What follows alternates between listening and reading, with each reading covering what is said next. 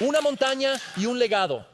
De hecho, ese no es realmente el lenguaje correcto. Una montaña y un legado.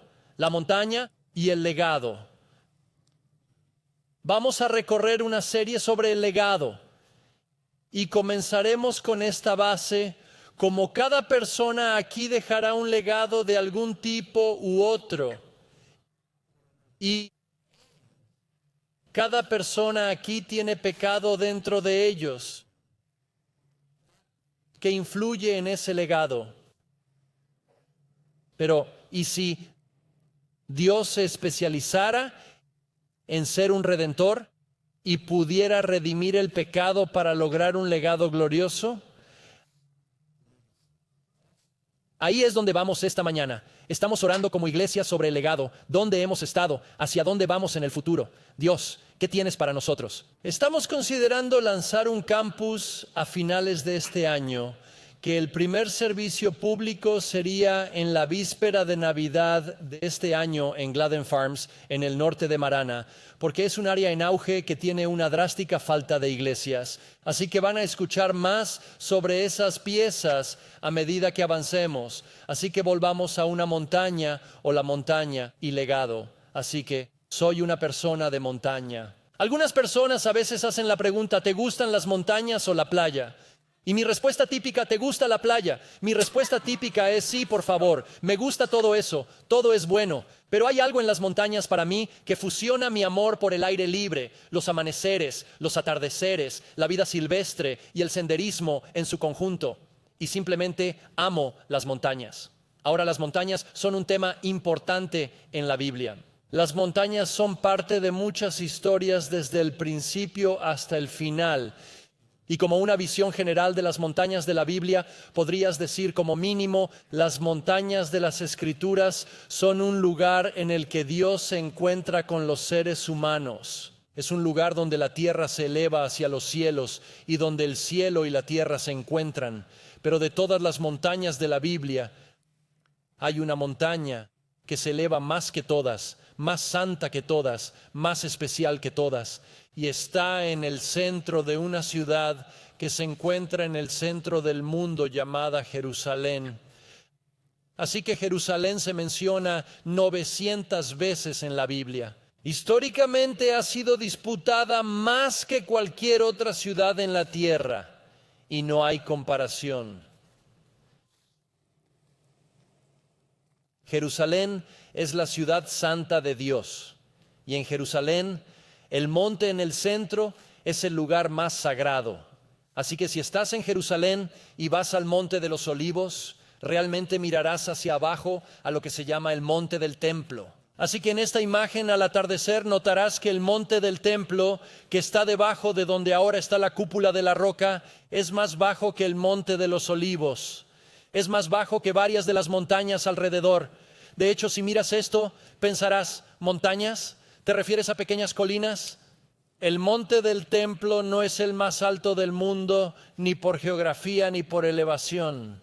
Pero en la Biblia no puedes bajar a Jerusalén sin importar la dirección en la que viajes o la elevación. En la Biblia no puedes bajar al monte del templo. Si estás en la cima del monte Everest, subes al monte del templo, porque espiritualmente es el lugar donde el cielo y la tierra se encuentran. El monte del templo es donde Abraham iba a sacrificar a Isaac, el monte Moriah en el Antiguo Testamento en el libro de Génesis. Es el monte del templo, el lugar de sacrificio donde se construye el templo y señala a Jesús todo el tiempo. Es el latido de Jerusalén. De hecho, si eres judío, tienes las horas de oración todos los días. Así que rezas al amanecer, tienes una devoción por la mañana, rezas al mediodía, tienes una devoción a media tarde, rezas al atardecer a las 6, 9, mediodía, 3 y 6 en punto. Y si estás en los Estados Unidos de América y tienes tu manto de oración y vas a rezar, te enfrentarás directamente al este hacia Jerusalén. Si estás en China y sacas tu manto de oración, te enfrentarás directamente al oeste hacia Jerusalén. Si estás en Ciudad del Cabo, Sudáfrica, directamente al norte. Si estás en Finlandia, te enfrentarás directamente al sur porque te enfrentas a Jerusalén. Y si estás en Jerusalén, te enfrentas al monte del templo, este suelo sagrado. La parte más famosa de él la conocemos como el muro occidental.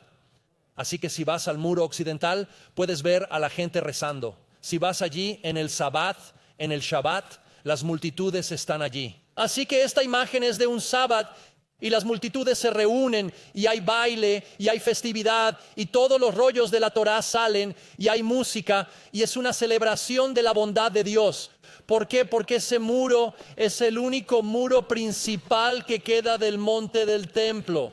Así que ahora hay una mezquita allí, no me voy a meter en la política de eso, pero ese muro, al estar tan cerca, es sagrado para el pueblo judío, por lo que se reúnen en ese lugar. De hecho, si caminas por los túneles justo al norte de ese muro occidental, bajo tierra, puedes llegar a un lugar que es el espacio más cercano al Santo de los Santos.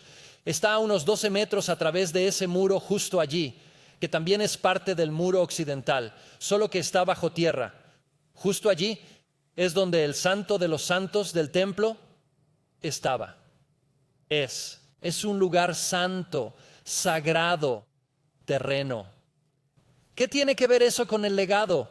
Yo le sugeriría que ese terreno es el legado de Israel. Ese terreno es el centro sagrado de Israel. Así que estamos pasando por esta serie. Vamos a estar preguntando, Dios, ¿qué legado tienes para nosotros como iglesia? Vas a escuchar sobre una campaña que se cerrará en 5 semanas, tratando de recaudar dinero para ese fin hacia el campus en Gladden Farms, y le estaremos preguntando a esta persona como, ¿qué legado quieres dejar? ¿Tienes hijos? ¿Tienes nietos? ¿Tienes personas a tu alrededor? ¿Qué legado quieres tú y yo? Quiero dejar. Estaremos recorriendo el primer libro de Crónicas. El final del primer libro de Crónicas es el final de la vida de David. Al llegar al final de la vida de David, vamos a ver esta pregunta y vamos a descubrir que el legado que David va a dejar está en el templo que va a construir. Pero vamos a descubrir que ese templo, incluso hoy, mientras exploramos esta historia, es en realidad el corazón del pecado más grave que David comete contra Dios. Y que en esa transformación a través del arrepentimiento de David, Dios redime eso. Y eso se convierte en su legado. Así que permítanme preparar el escenario para nosotros mientras nos adentramos en Primeras Crónicas. Entonces Dios ha traído paz a través de la tierra prometida por toda la tierra de Israel. En los últimos 3 capítulos previos a esto, los amonitas, los sirios, los moabitas, los filisteos han sido derrotados y hay paz en la tierra. Y entonces podrías esperar, que David simplemente va a poner esto en piloto automático y avanzar hasta el final de su tiempo como rey. Pero de hecho, ese no es el caso, porque Satanás está al acecho en la puerta para tentar a David a cometer un pecado grave. Así que retomemos nuestra escritura y comenzamos en Primeras Crónicas, versículo 1. Entonces Satanás se levantó contra Israel e incitó a David a contar a Israel. Justo al comienzo de este pasaje, justo al comienzo de esta historia, y de hecho lo que será el legado de David es Satanás en acción. 3 veces el enemigo, Satanás, es llamado por este título Satanás o el Satanás. El acusador es lo que realmente significa en hebreo. 3 veces en las Escrituras, una en Job, 1 y 2, cuando el Satanás entra en el consejo celestial y acusa a Job. La segunda vez es aquí. La tercera vez es en Zacarías, donde Satanás incita y trae acusación contra Zorobabel mientras están reconstruyendo el templo.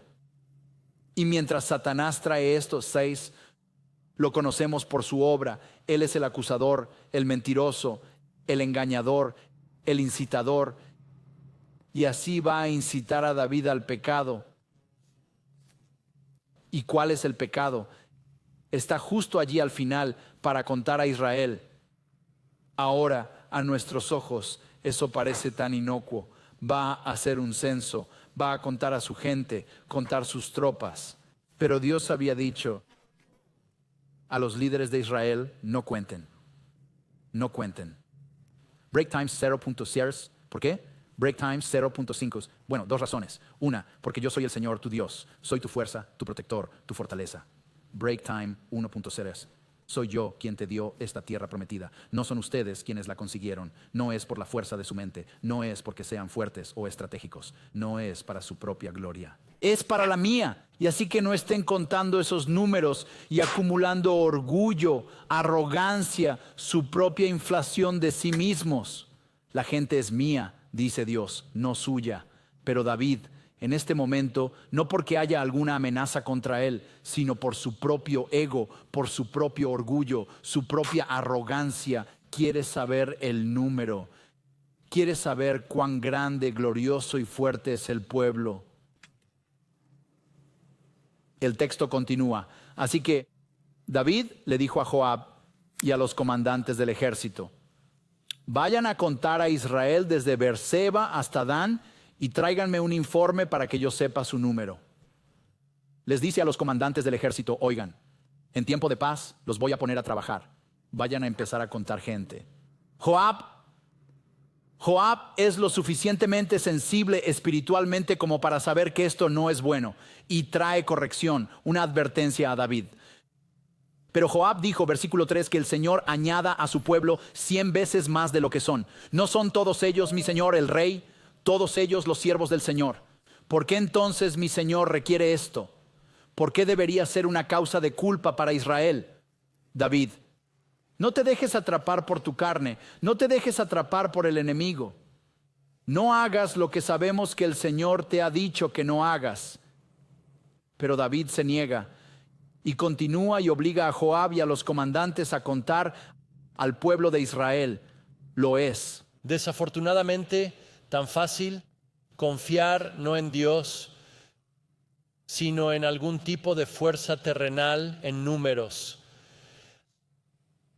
Así que uno pensaría que tal vez los pastores podrían estar un poco alejados de esta tentación. No lo creas ni por un segundo. Somos parte de muchas reuniones de pastores y almuerzos de pastores, y solo te diré que en cada reunión de pastores y en cada almuerzo de pastores, en algún momento se hace la pregunta: ¿cuán grande es tu iglesia? ¿Cuántas personas van a tu iglesia?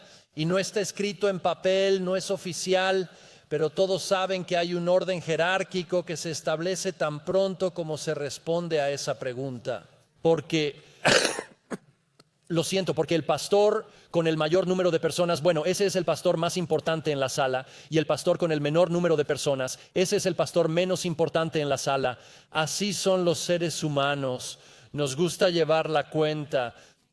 Toma un grupo de niños y diles: oye, vamos a jugar al fútbol, pero no vamos a llevar la cuenta. ¿De acuerdo? Todos ganan. Sí, intenta eso. Cada niño ahí afuera sabrá exactamente cuál es el marcador, porque contamos números. Lo hacemos con la persona más rica y la más pobre, la persona que tiene el coche o la casa más bonita y la que no, la persona que tiene más influencia y la persona que no la tiene. Clasificamos. Y esto es lo que hizo David. Él contó al pueblo de Israel. Joab no quería hacerlo. Regresó y trajo un informe. En el norte, en Israel, tienes 1.100.000 personas de combate que pueden empuñar una espada. Y en el sur, en Judá, en la tierra de Benjamín, tienes 470.000 personas de combate que pueden empuñar una espada. Aproximadamente 1,5 millones de personas. Y la única razón por la que David necesitaba saberlo era para inflar su pecho y sentirse grande. Él se dio cuenta de su pecado y se arrepintió. Y vamos a observar cómo su arrepentimiento pasa por un proceso. El arrepentimiento a menudo tiene capas. Te arrepientes, le pides perdón a Dios y luego tal vez más tarde te das cuenta de cuán profundo y oscuro es tu pecado y te arrepientes más. Pero en este arrepentimiento inicial, David se presenta ante Dios y se arrepiente. Dios dice: está bien, pero hay una consecuencia por tu pecado. Tienes una elección: 3 años, 3 meses o 3 días. 3 años de hambre en la tierra, 3 días de tus enemigos levantándose contra ti y teniendo victoria, o 3 meses de tus enemigos levantándose contra ti con sus espadas, o 3 días del ángel del Señor desenvainando su espada contra Israel. Escucha cómo se desarrolla. Está en el versículo 11 del capítulo 21. Dais. Así que Gad vino a David. Ese es un profeta que es, un mensajero de Dios en esta historia. Y le dijo, así dice el Señor, elige lo que quieras. Ya sea 3 años de hambre o 3 meses de devastación por tus enemigos, mientras la espada de tus enemigos te supera, o bien 3 días de la espada del Señor, peste en la tierra con el ángel del Señor, destruyendo por todo el territorio de Israel. Y David se arrepiente y mira esto y dice, yo no quiero entregar mi vida en manos de mis enemigos, así que tomaré los 3 días del Señor. El Señor es misericordioso, confío en Él. Y 70,000 personas mueren. El ángel del Señor desenvaina su espada contra Israel y 70,000 pierden la vida.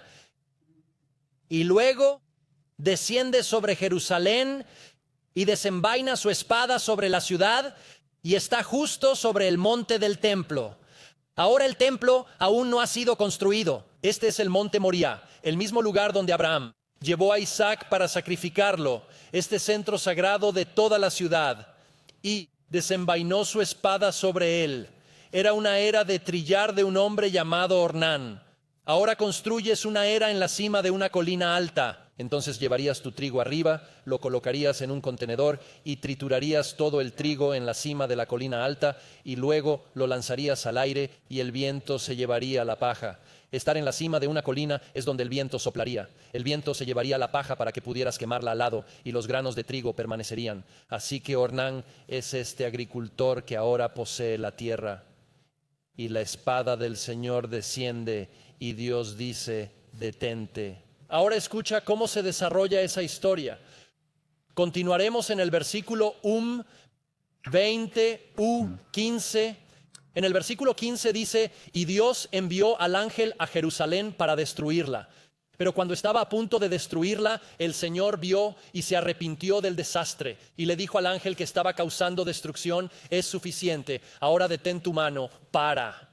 Y el ángel del Señor estaba de pie junto a la era de Ornán el Jebuseo. Un detalle curioso para incluir en esta historia. Ahora veámoslo desde una perspectiva terrenal. ¿Qué está haciendo David? Este ángel del Señor con una espada sobre Jerusalén. Y David levantó sus ojos, versículo 16, y vio al ángel del Señor de pie entre la tierra y el cielo. Y en su mano una espada desenvainada extendida sobre Jerusalén. Entonces David y los ancianos vestidos de cilicio cayeron sobre sus rostros. Y David dijo a Dios, ¿no fui yo quien dio la orden de contar al pueblo? ¿Soy yo quien ha pecado y hecho gran maldad? Pero estas ovejas, ¿qué han hecho? Por favor, que tu mano, oh Señor mi Dios, sea contra mí y contra la casa de mi padre, pero no dejes que la plaga caiga sobre tu pueblo. El arrepentimiento de David se impulsa aún más. Se arrepiente ante Dios antes, pero ahora no es solo él arrepintiéndose en privado. Los ancianos de Israel están participando. Todos ellos vestidos de cilicio caen de bruces. Y David, reconociendo la profundidad de su pecado, confiesa aún más, Dios, ten misericordia. Que el ángel desenvaine su espada hacia mí y no hacia el pueblo de Israel. ¿Lo harías? El orgullo es algo perverso. Parece algo pequeño aquí, pero es un gran problema. Podrías preguntar, ¿por qué como 70,000 personas? ¿Cómo podría ser eso proporcional? Y en cierto sentido, no hay respuesta para esa pregunta más allá de preguntarle a Dios nosotros mismos. Pero debería hacernos detenernos y considerar la profundidad de la maldad, de la arrogancia de nuestro corazón, del orgullo en nuestro corazón y la severidad de las consecuencias de ese orgullo. No fue suficiente para David. No fue suficiente recibir la bendición y el don de Dios, de paz, de conquista, de llevarlo a la tierra prometida. Él quería parte del crédito. Quería inflarse a sí mismo, que este era su legado, no el del Señor. Y Dios dijo, no te atribuirás el mérito de lo que es mío. El orgullo es una cosa malvada. Viene en tantas formas diferentes. Es increíble lo astuto que es y cómo puede adherirse a nuestro corazón. Podría contar muchas historias diferentes, historias de mi propio orgullo y arrogancia. Quiero contar una historia sobre la crianza de los hijos. Así que cuando tuvimos a Camille por primera vez, como muchos padres jóvenes, leímos todos los libros, ya sabes, escuchamos a todos los influencers y dijimos, vamos a tener un hogar sin pantallas así. No es bueno para nuestros hijos. No hay pantallas en nuestro hogar, ¿verdad? Y resultó que Dios, en su misericordia, nos dio una primogénita que realmente, incluso hasta el día de hoy, es como alérgica a las pantallas. Ella es simplemente una niña ingeniosa. Ella es solo. Las pantallas no son lo suyo. Y entonces, ya sabes, ¿qué haces como padre? Bueno, te atribuyes el mérito de tales cosas. Grandes padres. Gracias a Dios. Dios mío. Las pequeñas semillas de orgullo y juicio en mi corazón mientras observaba otros hogares con pantallas y esos pobres padres que no sabían cómo criar a sus hijos. Cierto, y ya sabes, solo adormeciendo la mente de sus hijos. Cierto, y bueno, luego llegó nuestro segundo hijo. Y bueno, Soren, también un regalo de Dios también, maravilloso a su manera, pero él es más normal en su apego a las pantallas. Sabes, mucho como yo. Y entonces, y sumas el hecho de que ahora tienes 2 hijos y no uno, un poquito más de agotamiento como padres en una etapa temprana de nuestra carrera. Y luego recibes esos tirones en la manga a horas ridículas de la mañana del sábado cuando tus hijos están despiertos. ¿Por qué? No lo sé. Y tú estás como, solo ve, solo mira, solo escúchalo Hermoso. aquí, míralo, ¿sabes? Ser criado por esta pantalla. Bueno, es increíble cómo el orgullo que tienes de repente se ve herido al darte cuenta de que tal vez no fue la grandeza y la gloria de mi propia crianza lo que produjo este resultado. Tal vez fue la misericordia de Dios. De cuántas maneras nos atribuimos el mérito de la misericordia de Dios en nuestra vida, su gracia en nuestra vida. ¿De cuántas maneras? Me encantó. Espero que hayas estado aquí la semana pasada para la toma de control de SM, la toma de control del Ministerio Estudiantil.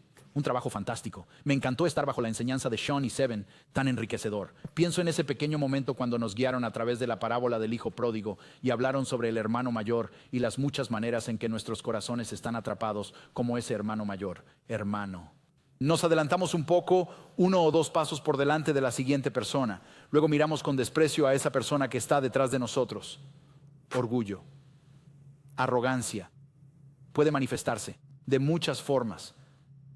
Académicamente, en deportes, música, se manifiesta y en la forma en que votamos. Miramos con desprecio a aquellos que votan de manera diferente. Miramos con desprecio, con orgullo y arrogancia, asumiendo que nosotros estamos en lo correcto y ellos están equivocados. Y Dios dice, espera, cuidado con tu corazón. Ten cuidado con la arrogancia que se agita en tu corazón porque es malvada y cosechará resultados malvados. Lo interesante de este pasaje, sin embargo, es que no se trata del pecado de David. A primera vista parece que sí. Es su peor pecado en las Escrituras. Está destacado, es la mayor parte de toda la historia. Y pensamos que se trata del pecado de David, pero no es así. Se trata de la misericordia de Dios y un legado que nace en él. Mientras David se arrepiente, Gad le dice a David que debe construir un altar allí en ese monte sagrado y ofrecer un sacrificio a Dios por su misericordia, mientras Dios se apiada y aparta la espada del ángel de Jerusalén. Y así va, y leemos el pasaje comenzando en el versículo que dice, David le dijo a Ornán, dame el sitio de la era para que pueda construir en él un altar al Señor. Dámelo a su precio completo para que la plaga pueda ser evitada del pueblo. Ornán, ¿me dejarías comprar esta tierra de ti para que pueda construir un altar y ofrecer un sacrificio a Dios aquí? Si Ornán ofrece dárselo, versículo 3. Entonces Ornán dijo a David, tómalo, y que mi señor, el rey, haga lo que le parezca bien. Mira, te doy los bueyes para holocaustos y los trillos para la leña y el trigo para una ofrenda de cereal. Te lo doy todo. Tú eres rey, David, soy un simple agricultor. ¿Quieres la tierra? Puedes tener la tierra. Te daré los bueyes, te daré la madera, te daré el trigo. Tómalo todo. Tú eres rey, David. La respuesta de David. Pero el rey David dijo a Ornán, versículo 4, no, sino que los compraré por el precio completo. No tomaré para el Señor lo que es tuyo, ni ofreceré holocaustos que no me cuesten nada. Así que David pagó a Ornán 600 siclos de oro por el lugar. Paga mucho más de lo que vale la propiedad. Mucho más. Y David construyó allí un altar al Señor. Y presentó holocaustos y ofrendas de paz, y clamó al Señor, y el Señor le respondió con fuego del cielo sobre el altar del holocausto. Entonces el Señor ordenó al ángel, y él guardó su espada en su vaina. ¿De qué se trata esto? David peca, y hay una consecuencia severa. Y en medio de eso hay arrepentimiento. Y hay una necesidad de construir un altar. Y por eso David compra este terreno. La tierra donde Abraham iba a sacrificar a Isaac. La tierra donde se va a construir el monte del templo. El legado de los legados dentro de todo Israel. No voy a hablar de un asunto político. Uno de los dilemas de nuestros días modernos es que tanto los judíos como los palestinos tienen derechos sobre la tierra, y eso se vuelve problemático a medida que se desarrolla. Pero si retrocedemos en el tiempo desde este momento, hace 3000 años, cuando David compra el monte del templo, ha habido judíos viviendo allí sin interrupción por 3000 años. David compró la tierra. Es su legado, es lo que él transmite y viene a través de su pecado. Es una pregunta enormemente importante. ¿Vas a Israel hoy de todos los lugares a los que vas? El mar de Galilea, allí. Entras en Jerusalén, sientes 4000 años de oraciones en el aire mientras las respiras. Break time, bajas por el muro occidental, por el monte del templo y te sientas a orar. Miras piedras que han estado en su lugar durante 2000 años. Jesús caminó sobre estas piedras, junto a estas piedras. Este muro permanece inmóvil. Es su legado y vino a través de su pecado. Mientras preguntamos, ¿qué legado estamos dejando como iglesia? Hay lecciones aquí que aprender. Al hacer una campaña para intentar recaudar fondos para un campus, hay lecciones aquí que aprender. Sabes, no soy tan viejo, pero a veces soy más viejo de lo que pienso. Soy lo suficientemente mayor con un par de nietos para mirar más allá del horizonte, sabiendo que no seré pastor para siempre. ¿Qué legado quiero? ¿Qué quiero de los años de ser pastor? ¿Qué quiero dejar? ¿Qué quiero que mis nietos tomen? Hacer la pregunta sobre cuál es nuestro legado es de vital importancia para cada uno de nosotros.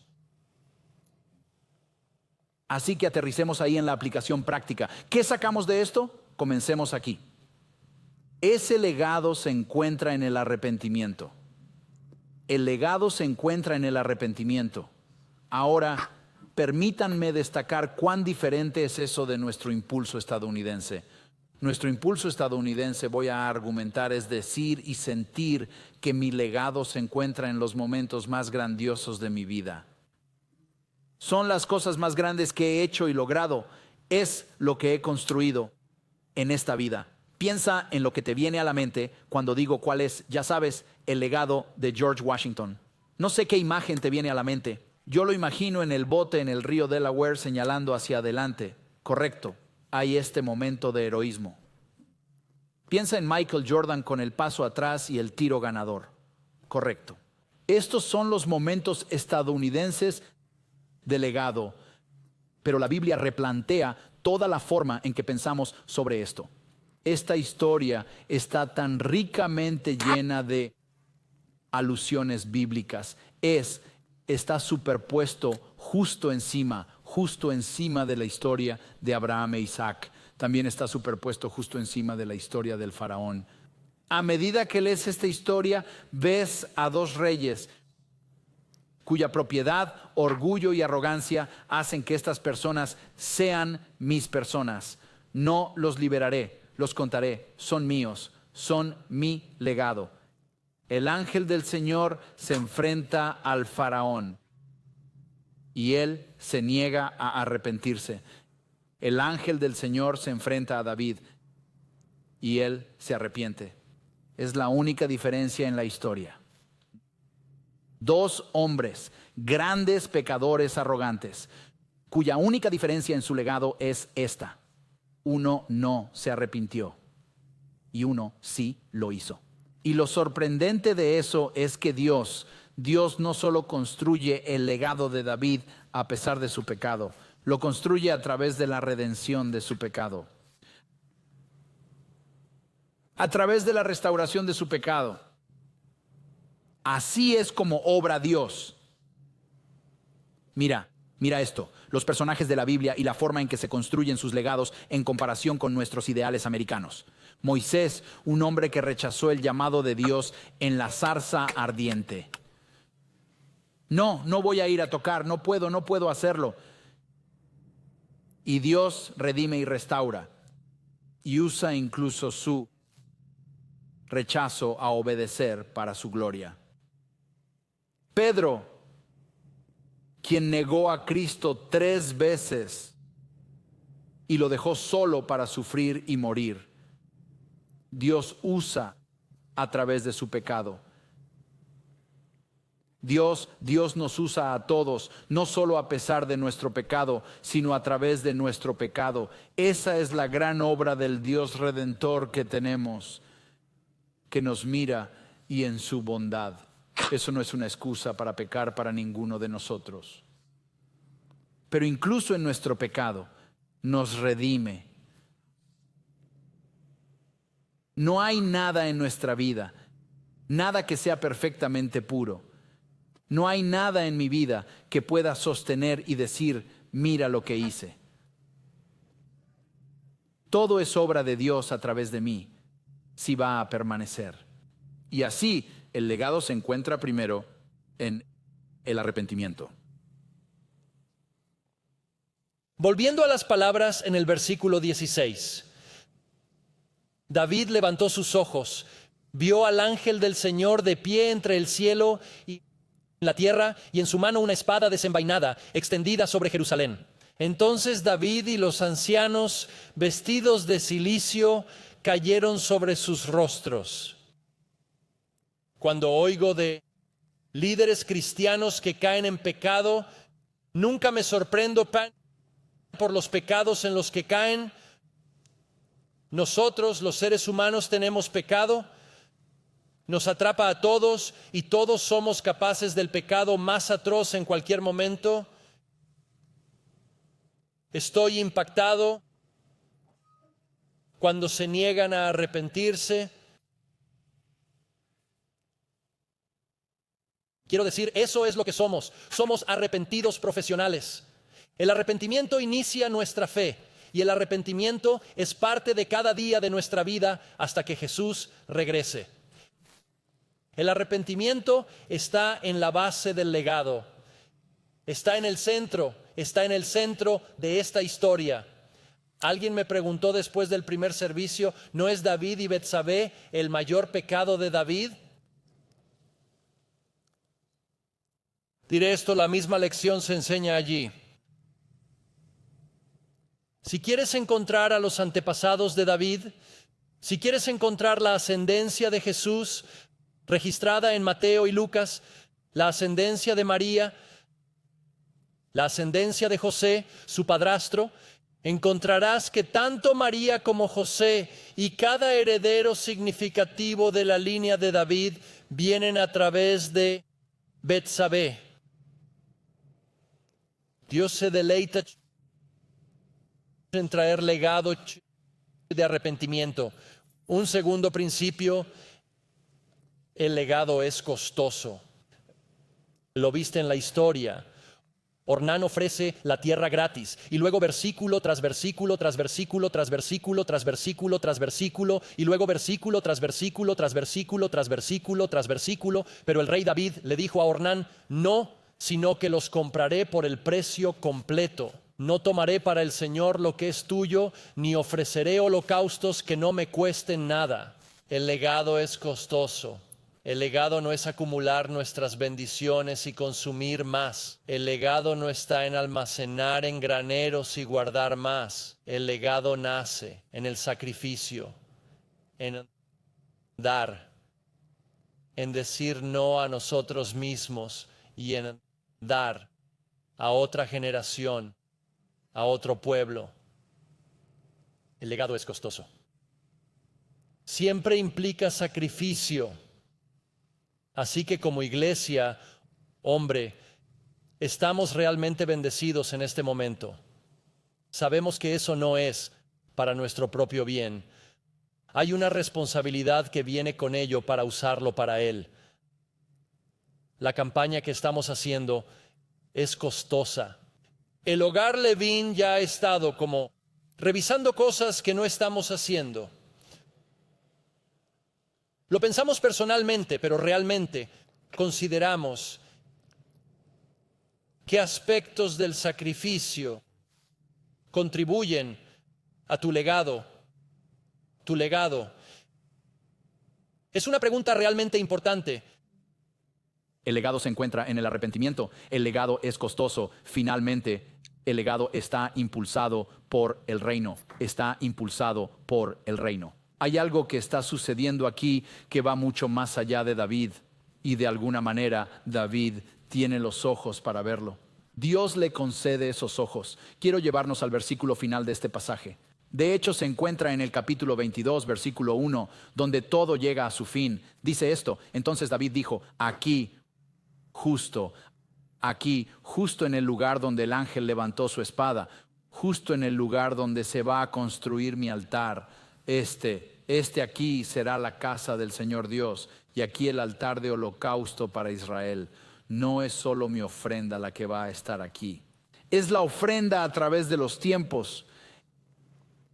Este es el lugar donde Dios nos ha encontrado en la cima de la montaña.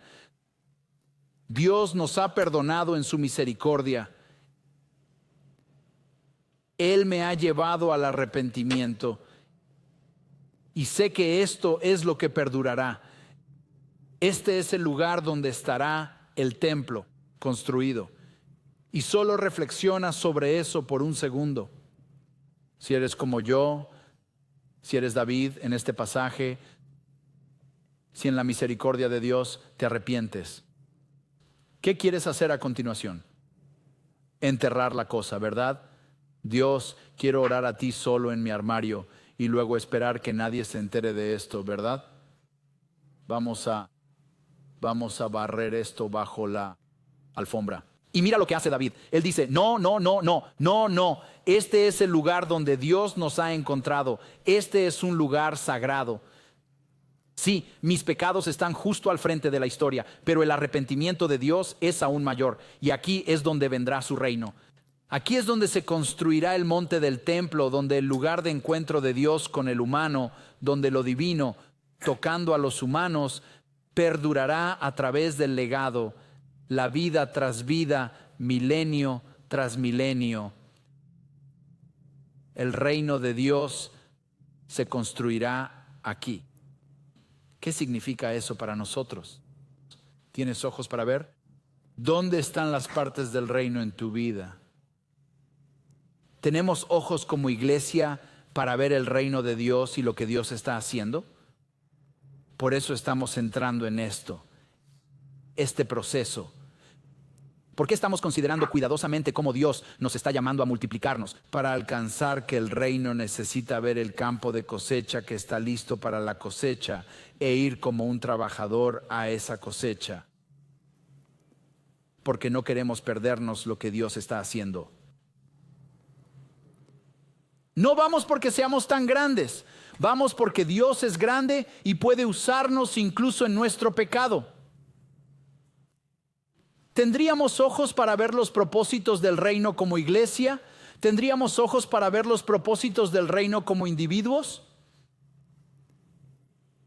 Que las cosas de tu vida que perdurarán, el legado que realmente importará, es todo en tu vida que tiene el sello del reino de Dios en ello y nada más. Tendemos a pensar en el legado como el 401k que dejaremos a nuestros hijos o nietos o la casa, o no hay nada de malo con esas cosas. Pero el verdadero legado de nuestras vidas son solo las cosas que están marcadas con el reino de Dios. Y así seamos aquellos que reconocen que como David, cada uno de nosotros es un pecador, pero nuestro legado se construye por nuestro arrepentimiento, por nuestro sacrificio y a través del reino de Dios en nuestras vidas. Pero amo a Israel y amo a Jerusalén. El monte del templo es un lugar muy especial para mí. Pero en él, gran esquema del reino, desde el sacrificio de Abraham hasta el sacrificio de David señalando a Jesús. El sacrificio de Jesús hace que el templo en el monte del templo ya no sea necesario, porque el sacrificio de Jesús se aplica aquí mismo y nos convertimos en el templo de Dios con el Espíritu Santo nacido dentro de nosotros. Es significativo al cerrar, tenemos el privilegio de acercarnos a la mesa del Señor esta mañana y cerrar allí. Si no recibiste los elementos de la comunión al entrar, te invito a hacerlo. Hay elementos de comunión al frente en ambos lados. En la parte trasera, en ambos lados, hay sin gluten aquí. Por favor, ven y recibe los elementos de la comunión y luego regresa a tus asientos. Los tomaremos juntos en un momento. Si estás viendo en línea, te invitaría a tomar elementos de comunión, ya sea agua o jugo o lo que tengas y algún tipo de pan. Participar en la mesa del Señor al cerrar nuestro servicio.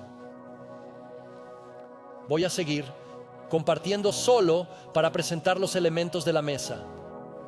Esa noche en que Jesús fue traicionado, tomó pan y después de dar gracias, lo partió. Dijo: esto es mi cuerpo, que es quebrantado por ustedes. Tomen y coman en memoria de mí.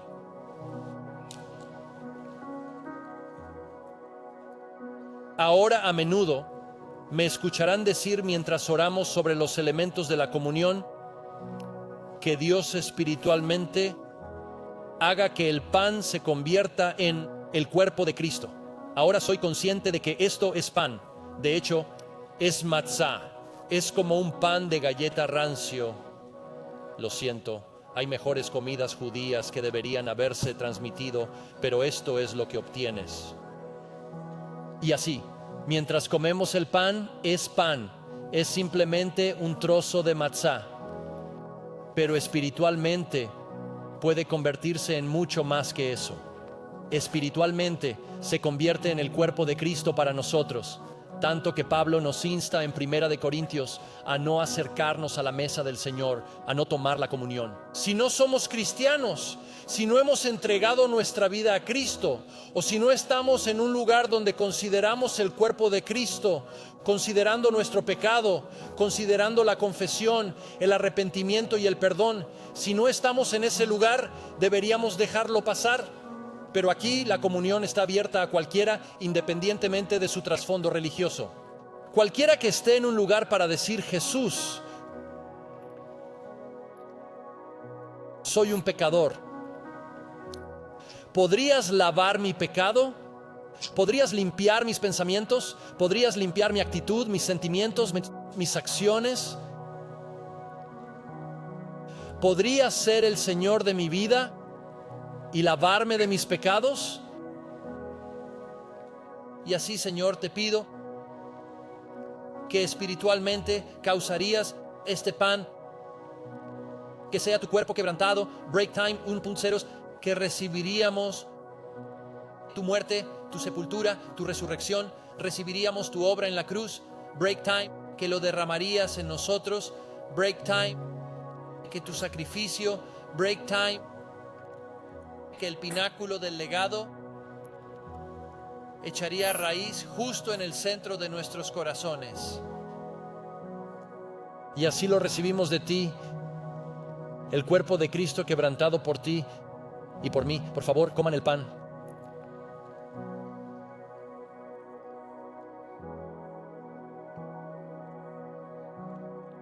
La noche antes de ser crucificado, Jesús entonces tomó el vino, vertiendo el vino, hizo algo que los judíos habían hecho durante cientos de años y harían durante miles de años después, recordando la Pascua, el Cordero sacrificado en su nombre, el Cordero dado en su lugar para que su sangre no fuera derramada.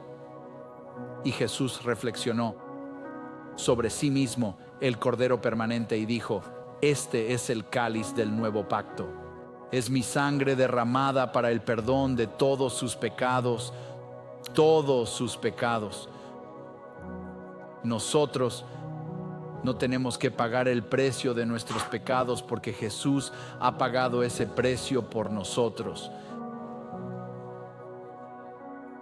Jesús se ha entregado para llevarnos a la comunión con Dios, para que podamos ser su justicia. Tomen y beban. Bebamos. Jesús, te agradecemos mucho por tu sangre derramada por nosotros, dada libremente, para que nosotros, cada uno de nosotros, David y faraones, nos presentemos ante ti, el Dios Santo, el precio de nuestro pecado pagado, expiado, para que podamos ser aquellos que se encuentran en ti y cuyo legado descansa en el legado que ya has establecido. Te agradecemos, Jesucristo. Es en tu nombre que oramos. Amén.